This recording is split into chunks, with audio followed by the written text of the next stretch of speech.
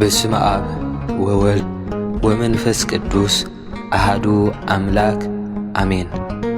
ስንቅ ምኽሪ ንደቂ ተባዕትዮ ሰብ ሓዳር ልዕሊኻ ብጽሙዋ ትብላዕ ንሳ ምዃና ኣስተውዕል። እዚ ማለት ንሳ ኣዝያ ሓላፍነታዊት እያ። ንዘምጽኻዮ እቶት ከተማቕል ብዛዕባ ናብራን ስድራን ካልእን ክትሓስብ ውሽጣ ዝበዝሕ ግዜ ካብ ሰሓቕን ጸወታን ሃዲማ ተስግል እያ። ንሳ ልዕሊ ማንም ግዜኻን ተገዳስነትካን ሕብሓበኻን ድሙቕ ፍሽኽታኻን ከምኡ ድማ ብዛዕባ መንፈሳዊ ስነ ልቦናዊ ምኽርን ከምኡ ድማ ናይ ሓልዮት ኣኽብሮትን ምትብባዕን ዝኣመሰሉ ወትሩ ቃላት ወፍየላ። እዚ ንኽተተግብር ኣንባቢ ምዃን ከልየካ እዩ። ኣብ ሕብረተሰብና ኣብ ሓዳር ዘሎ ኣረኣያ ኣዝዩ ድሑር እዩ። ዳርጋ ብዝበዝሑ ኣወዳት እውን ጓል ዝሃርማ እያ ዝፈቱ ዝብል ዝውትር ምጎት ኣሎ። ወረገ ዝገርመኒ እንተደኣ ዘይተሃርም ቀልጢፍካ ገዛኻ ተኣቱ ሓዳርካ ትኽብር ኣብ ክልተ እንተዘይወሊድካ ከምዘይ ስብእነት ዝሓስብ ኣዝዩ ድሑራት ተሓሳስባ ኣሎ።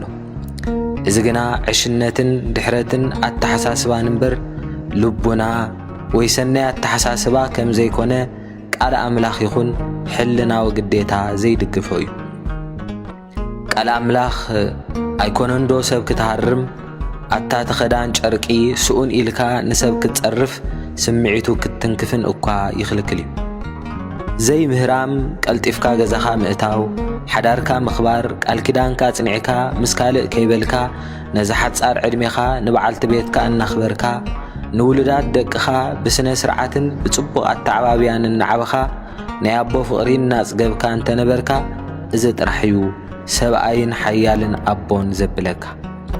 ካልእ ጓል ብዝያዳ ከም ተፍቅረካን ተኽብረካን ዘተግብራ ፍቕሪ ዝመልኦ ባህርኻን ኣካይዳኻን ተግባርካን ጥራሕ እዩ። እዚ ማለት ጓል ዝሕንቅቓ ዝኽብራ ዝሓልየላ ዘዘናግዓ ጥዑማት ቃላት ዘዕልላ ዝሕግዛ ቅንዑን እሙንን ግሉፅን ዝኾነላ ጥራሕ እያ ትደሊ። እዚኦም ነገራቱ ነቲ ወዲ ክተፍቅሮን ከም ተኽብሮን ይገብርዎ። ፍቕሪ ምስ ሃበ ድማ ፍቕሪ ክወሃብ ግድን እዩ። ዝበዝሐ ወዲ ግና ኣብ ሓሳቡ ልዕሊዞም ከም ተፍቅሮን ከም ተኽብሮን ዝገብርዎ ባህርያቱ ኣብ ጾታ ርክብ ጥራሕ እዩ ዝኣስሳኣል። ወረገ ንኸምኡ ጥራሕ ከም ተገድሶ ገይሩ ዝሓስባውን ኣይሰኣንን እዩ። ካብኡ ተበጊሱ እዩ ዝኸውን ዝበዝሐ ብክንዲ ንመንፈሳውነቱ ልቦንኡ ኣተሓሳስብኡ ኣኽብሮትን ካልእ ጽቡቕ ነገርን ዘዕብዩ ምኽርታትን ጽሑፋትን ቪድዮታትን ገዲፉ ኣብ ብዕልግናን ስድነትን ክምህርዎ ዝውዕሉ ጽሑፋት ምኽርታት ቪድዮታት ክርእን ክሰምዕን ዝውዕል። ንሳ ሰብ ኮይና ብዝያዳ ኣኽብሮት ሓልዮት ጽቡቓት ሓሳባትን ምጽናዕን ካልእን ትደሊ ምዃና ክትርሳዕ ኣይግባእን። ካልእ ካብ ናትካ ንላዕሊ ናታ ስራሕ ከም ዝብርትዕ ኣስተውዕል። ልዕሊ ንዓኻ ንዓኣ ሓገዝን ደገፍን ከም ዘልያ እውን ኣይትረስዕ። ብተፈጥሮ ካባኻ ቁሩብ ካባኻ ትደክም። ከምኡ ድማ 8 ሰዓት ሰሪሕካ ክትኣቱ 4 ሰዓት ኣብ ገዛ ክትሰርሕን ይፈላለ እዩ። ካብ ናይ ደገ ናይ ገዛ ስራሕ ኣዝዩ ከም ዘድክም ኣይትስሓት። ስለዚ ንናብራኹም ልዕሊኣ ከም ትገብረሉን ትምላኣሉን ጌርካ እውን ኣይትሕሰብን ኣይትዛርብን ኣይትተዓበውን። እኳ ደኣ ንሳ ብዝያዳ ንናብራኹም ከም ትጠቕሞ ጌርካ ሕሰብን ተዛረብን። ካልእ ቃል ኪዳን ክቡር እዩ። እንትርፎ ብናይ ዝሙት ብኻልእ ምኽንያት ፍትሕ ከም ዘይግባእ ቃል ኣምላኽ ይነግር እዩ። ዕላማ መርዓ ምሕጓስ ቆለውዕ ምውላድ ኣይኮነን። ናይ ምርዓ ዕላማ ክሳብ መጨረሽታ ዕድሜኻ ብቕድስና ምዕባ እዩ። ኣብ ፍትሕ ካብ ዝውድእ መርዓን ሓዳርን ኣዚኻ ተጠንቀቕ። ኣቦና አብርሃም ንኣዴና ሳራ ብናይ ቆልዓ ምኽንያት ኣይፈትሓን። ካህን ዘካርያስ ንኣዴና ኤልሳቤጥ ከምኡ ስለ ዘይትወልድ ኣይፈትሓን። ፍቕሪ ይኹን ሓዳር ንኸም ውላድ ዓድነት ደጋዊ መልክዕ ናይ ወለድኻ ቤተሰብካ ዘረባ ወይ ናይ ካልኦት ዘረባ ንናይ ነንሕድሕድካ ጠባይ ከብድህ ተዘይክኢሉ ጻምኡ እንታይ እዩ? ወረገ ምንባርካ ትርጉሙ እንታይ እዩ? ዝዓበየ ጸሎት ንባህግን ትምኒትን ጻዕርን ናብ እግዚኣብሔር ክትቀርብን ኣብ ሓዳርካ ዕውት ክትከውንን እዩ። ገለገለ ኣምሰሉታትን ስድታትን ኣኽብሮት ሂብካየን ኣኽብሮት ዘይምልሳ ክህልዋ ይኽእላ እየን። ንስኻ እቲ ኣምላኽ ዝፈትዎን እቲ ሕልናኻ ብሓቂ ዝዓግበሉን ጥራሕ ግበር። ዘኽበርካዮ ክብረት ክምልሰልካ ኣዝዩ ልቦና ከም ዝሓቶ ኣይትረስዕ እቲ ንሄዋን ዝድንግጸላ ዝነዓቓዩ እቲ ንናይ ሕብረተሰብ ክፍኣት ዝመስላ ዝጨኮናዩ እቲ ብዛዕባ ጽቡቓ ዝሓስብ ጽቡቕ ሓሳብ ዘለዎ እዩ እቲ ብዛዕባ ሕማቓ ዝዛረብ እቲ ሕማቕናቱ ኣብኣ ዘመሳምሶ ወይ ዘመኽንዮ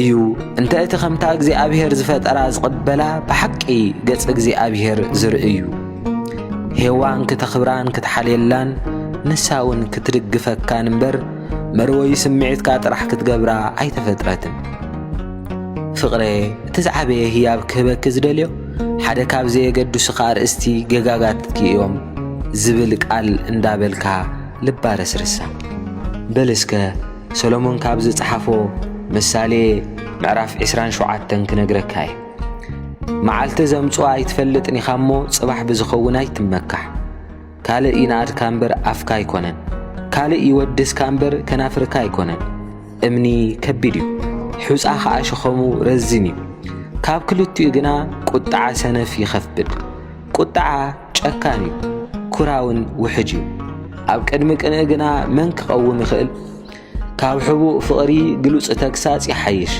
ካብ ብዙሕ ምስዓም ጸላኢ ናይ ፈታዊ ምቕሳል ይሓይሽ ዝጸገበት ነፍሲ ወለላ መዓር ትረግጽ ንዝጠመየት ነፍሲ ግና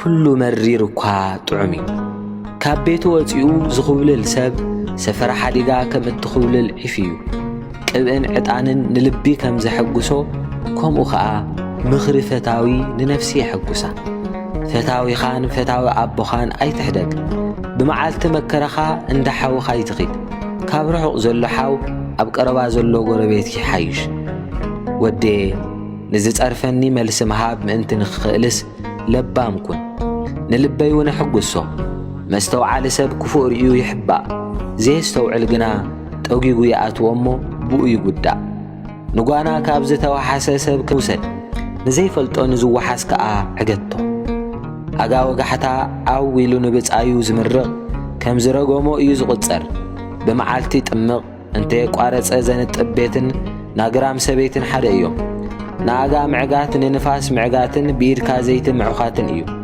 ሓጺን ንሓጺን ይስሕሎ ሰብ ከኣ ንብጻዩ ይስሕሎ ንበለሱ ዝከናኸን ፍርኡ ይበልዕ ንጐይትኡ ዝከናኸን ከኣ ይኸብር ከምቲ ማይ ገጽ ንገጽ ዘርእዮ ልብኻውን ከምኡ ናይ ባዕልኻ ኩነታት የርእየካ ሞትን ሲኦልን ከም ዘይጸግቡ ዓይኒ ወዲ ሰብ እውን ኣይጸግብን ወርቂ ብሓዊ ብሩር ብመምከኺ ይፍተን ሰብ ከኣ በቲ ዝቕበሎ ናዕዳ ይምዘን ንዓሻ ምስ እኽሊ ኣብ መጉእ እንተ ትፈጽሖ እኳ ዕሽነቱ ይሓድጎን እዩ ሃላዋት ኣባጊዕ ኣጸቢቕካ ፍለጥ ንልብኻ ኣብ መጓስኻ ንብሮ ሃብትን ሓዋሩ ዘውዱን ንውልድ ወለዶ ኣይነብርን እዩ ደረቕ ሰዓሪ ምስ ተዓጸደ ሓድሽ ለምለውን ምስ ተረኣየ ኣብ እምባታት ዘሎ ሰኾይ ከኣ ምስ ተኣከበ ካብ ጸጉሪ ኣባጊዕካ ክዳን ትረክብ ዲበላታትካ መዕደግ ግራት ይኾኑኻ ኣጣልካ ኸኣ ንዓኻን